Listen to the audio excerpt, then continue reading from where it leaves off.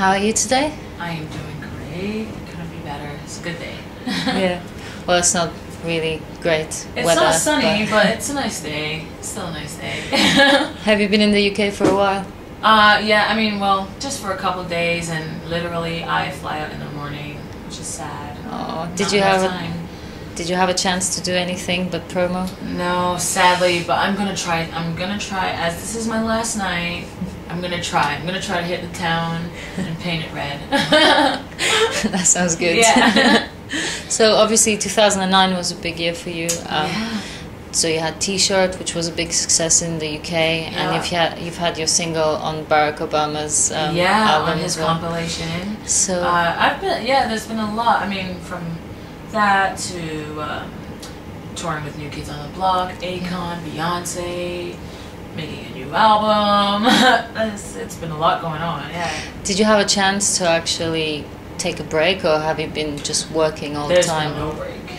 There's been no such break. The closest thing to a break I got was when obviously everything sort of shuts down around the holidays, and I probably made it home to Barbados for like less than a week, honestly, and I haven't made it home since.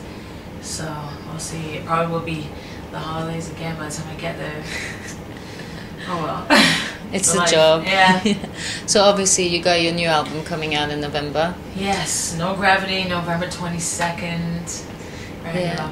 And you got a single coming out as well. I do. Well, yes, of course. We're getting ready to set up Impossible right here in the UK, which is amazing because it's now gone platinum in the US, and it's still top 10 there right now.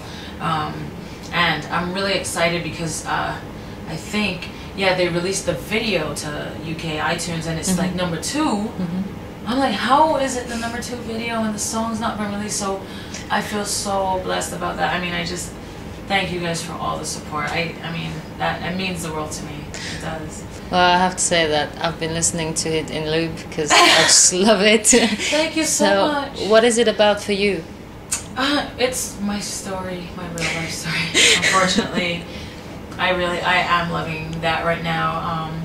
I had the best boyfriend ever, and sort of, I mean, if I really keep it honest, sort of like music got in the way, and I never saw it coming, but then it was the end, and then I thought, wow, that really sucks, because I mean, like, you really are the one. You know what I mean? And that's really what the song is about. When there's that person in your life where you're like, you are the one, and you can't even fathom the end, but then it suddenly happens, and then you're like, wow, Life. how do I deal with this? That's pretty much what the song's about. Yeah, because the video is different. I mean, in the video, it's kind of you're being stabbed in the back by your boyfriend. Exactly. Yeah. It's sort of like he's not being a very good boyfriend at all. And so, but at the same time, it's like people. I mean, people are like that. Like sometimes you just really love someone, and it might be that things were good for a long time, and then suddenly, for whatever reason, they change, or things change, and then if things change too much, it just doesn't work anymore. And so that's pretty much like the story that we were trying to paint with the video. And so my not good super producer boyfriend, I ditch him in the end because I get my own record deal, and I just peace out. Yeah, whatever, mine's gonna be better. Yeah, exactly. So it's all good. So you got the album No Gravity. Is it different from the first album? Oh yeah, I would say that, I mean, don't worry fans, I haven't left you in the dirt. No Gravity is definitely quite different from Shontelle. I mean, it's definitely still me. I did a lot of the writing as well.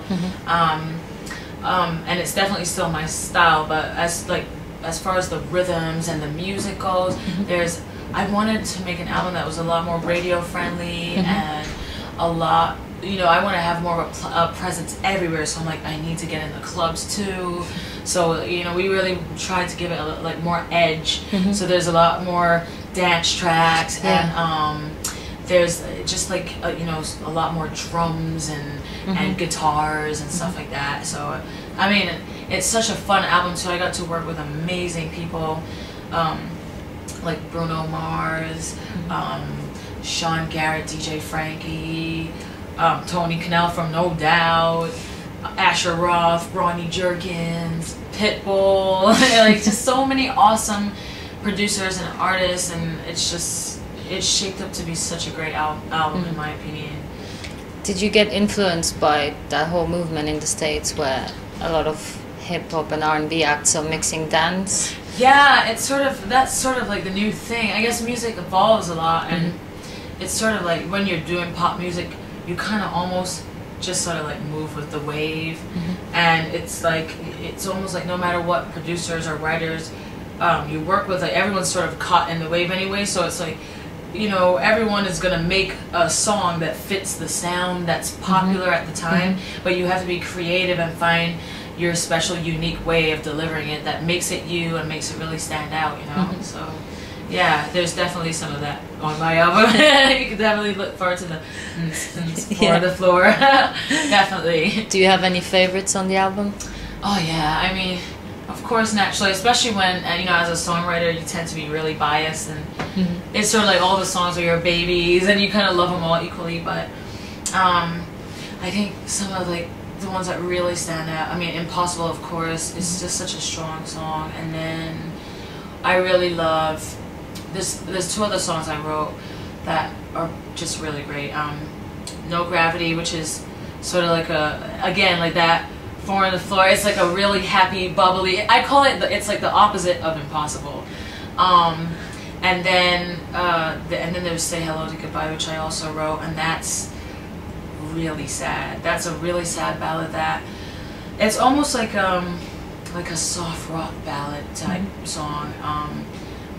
It almost has like a slight country influence how the guitars are played. It's really cool, and I also really love Perfect Nightmare, that's gonna be my second single. That's the one that was produced by Ronnie Jerkins. Like, amazing. I'm in love with it. I'm in love. I love when I'm a fan of my own song. It gives me confidence. I think it's good. Yeah. Don't take it as arrogance, but Ronnie Jerkins is really, I mean, you know, it was all him, and I just fell in love with the demo from the get-go, you know, and I was really excited to record it. It's gonna be the second single, and we just shot the video, so yeah, you know, I love all the songs, but those are some of my favorites.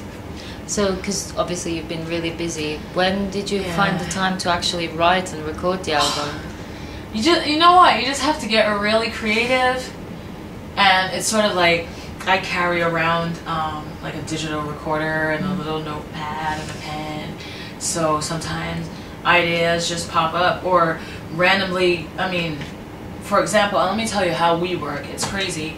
For example, I was just in the studio with Rihanna. We were working on some stuff for her next album coming out later this year, and it's literally like, okay, I saw her in concert that night on tour, and then she left, came straight off the stage, walked right into the lot onto the studio bus, and then we had a session. Like, that's how you do it. You just have to squeeze it in however. So yeah, so I mean, you know, I've had to do that plenty of times while making my album, just leave a show and just go straight into the studio, or, you know, I mean, be in the studio at crazy hours of the morning or the night.